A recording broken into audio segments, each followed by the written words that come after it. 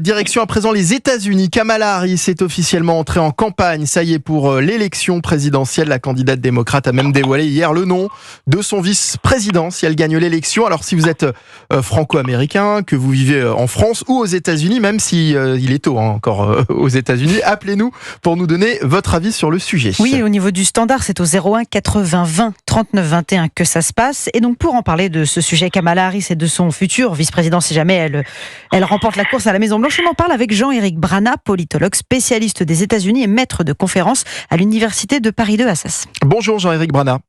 Bonjour. Merci d'être avec nous sur Europe 1 ce matin. Kamala Harris entre enfin dans la campagne, mais elle part tout de même avec un certain retard. Est-ce que ça ne risque pas de la desservir ?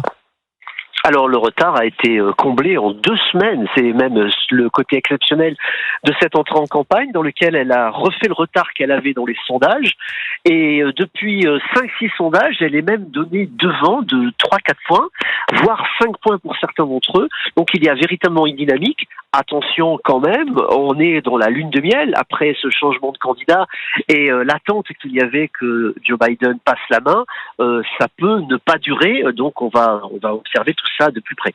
Alors concernant son colistier, Tim Walz, qui est-il, d'où vient-il, puisque c'est un peu la surprise de ces dernières heures? Eh bien, là où les Américains moyens, on va dire, se plaignent que la politique qui se fait à Washington est toujours loin d'eux, Tim Walz est peut-être la solution, puisqu'il fait partie de cette Amérique moyenne. Il est né dans le Nebraska, en plein centre des États-Unis, et il est devenu gouverneur du Minnesota, plein centre, mais au nord cette fois-ci.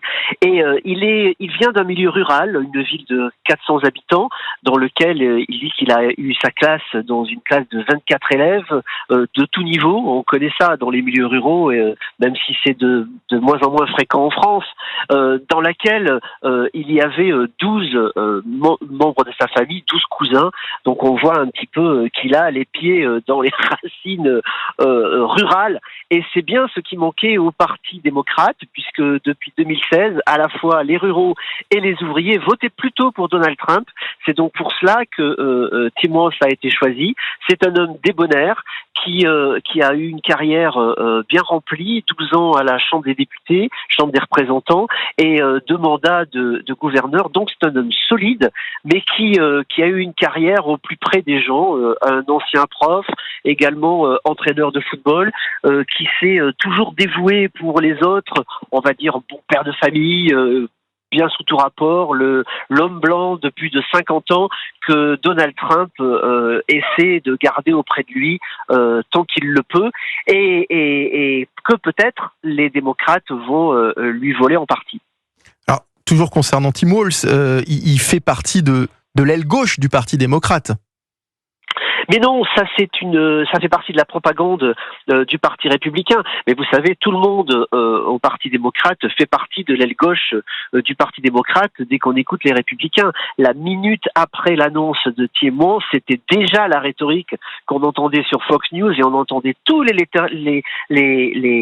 leaders républicains qui disaient la même chose. Vous êtes en train de dire que je suis tombé dans le panneau, en fait. Un petit peu, parce qu'en réalité, quand on regarde le mandat de Tim Walz à la Chambre des représentants, il a eu plusieurs milliers de votes.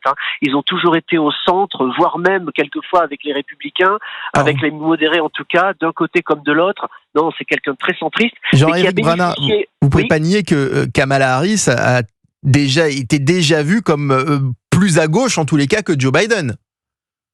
Mais là aussi, c'est très discutable. En réalité, ça dépend de quoi on parle, puisque sur la criminalité, elle a été bien plus dure que lui. C'est pour ça qu'elle était très discutée par l'aile gauche du parti. Sur l'avortement, elle est effectivement plus progressiste.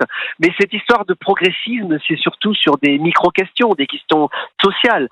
Sur l'ensemble de sa politique, Kamala Harris est également quelqu'un de très modéré, tout comme Joe Biden. C'est pour ça qu'il avait choisi, parce que ça faisait un complet. Ils étaient en alchimie, comme aujourd'hui Kamala Harris se retrouve en alchimie avec Tim Walz. Ce sont ses propres mots, c'est ce qu'elle cherchait, et on n'a pas d'extrême gauche forcenée, ni dans un caractère ni dans l'autre. Il n'y a pas de France insoumise ou au sein des États-Unis?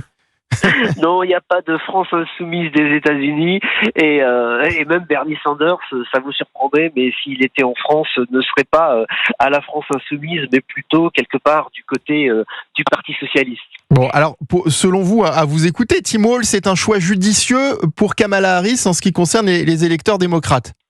Alors sur le papier, oui. Maintenant, est-ce que ça va marcher? C'est toute la question. Vous savez, Donald Trump a quand même labouré ces terres-là depuis 2015, avant d'être élu.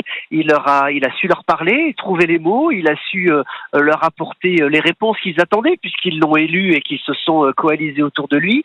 La question, c'est de savoir s'ils vont lâcher Donald Trump pour aller vers Kamala Harris. Là, je suis un peu plus sceptique, parce que le portrait même de Kamala Harris, une femme métissée, qui vient de Californie et qui a un parcours très rapide, peut déplaire à ces gens du centre qui sont très loin de la politique et qui entendent surtout ce qui vient de Washington, c'est-à-dire ce qui sonne le plus fort, les gros titres et les slogans.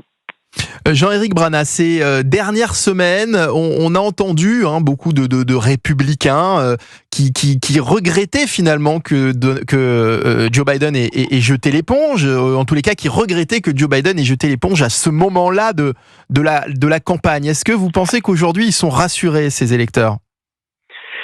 Alors, les électeurs démocrates ne voulaient pas de Joe Biden, tout comme les électeurs républicains ne voulaient pas de Donald Trump. Contraints et forcés, ils étaient en train de l'accepter. Mais on voyait que cette campagne était morose, elle était terne, elle était triste, elle était noire, et il fallait un peu plus de lumière dans cette campagne. Regardez ce qui s'est passé en 2 semaines. Même les républicains sont intéressés par ce qui se passe chez les démocrates. 8% d'entre eux disent que Kamala Harris pourrait faire une présidente intéressante. Il y a une envie d'un peu plus de champagne dans la campagne, et Donald Trump pour l'instant a l'air totalement déboussolé, puisqu'il n'est pas capable de répondre à cette envie-là. On voit bien qu'il est reparti sur une rhétorique très très mortifère, et il nous annonce aujourd'hui qu'à partir de lundi tout va changer grâce à la grande interview qu'il fera avec Elon Musk. Donc on va attendre. C'est vrai qu'on n'est qu'au début de la campagne. Elle va commencer véritablement en septembre, après la convention démocrate. Tout peut encore changer de ce côté-là, d'un côté comme de l'autre. Le soufflet peut retomber chez les démocrates, il peut repartir chez les républicains. N'oublions pas que Donald Trump avait fait une convention très réussie et que c'est un candidat solide. Il ne faut pas l'enterrer non plus tout de suite. Mais c'est vrai que les pendules ont quand même été remis à l'heure. Oui. Vous croyez que cette grande interview avec Elon Musk peut changer les choses? Qu'est-ce qu'il faut attendre de cette interview de Donald Trump selon vous? Écoutez, je vais vous faire une réponse que je fais assez rarement, mais je n'en ai pas la moindre idée. Vous êtes comme nous. Absolument. Bon, merci beaucoup Jean-Éric Brana d'avoir été avec nous et de nous avoir apporté votre expertise concernant Kamala Harris, qui se dévoile un peu plus sur ce qui est de ses intentions si elle est élue présidente des États-Unis.